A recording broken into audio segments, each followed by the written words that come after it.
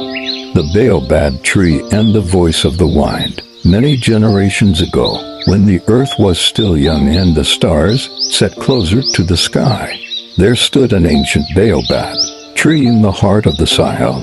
It was so wide that 10 men linking hands could not circle it, and so tall that birds used its branches to speak to the heavens.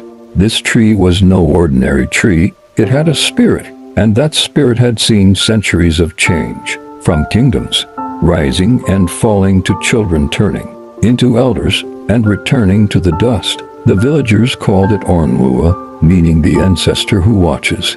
In that same village lived a young man named Obeo, strong in body but restless in spirit. He was admired for his courage, but troubled by his own purpose. What is the point of life if we all return to the soil? He often asked.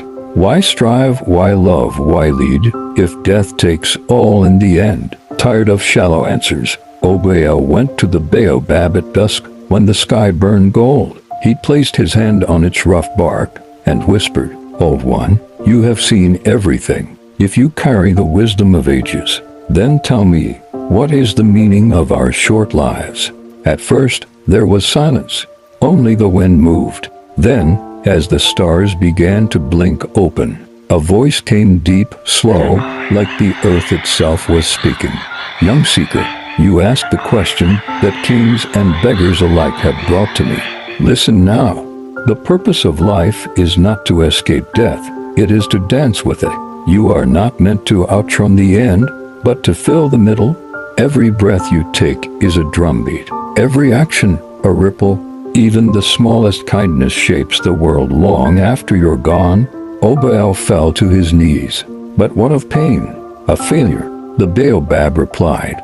Pain is the fire that purifies. Failure is the teacher no one wants but everyone needs.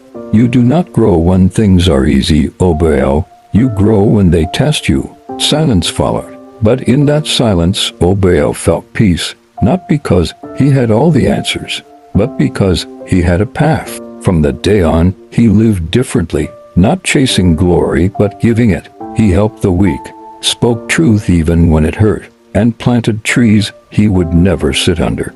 Years later, when he died, the wind whispered through the baobab branches, another soul has danced well.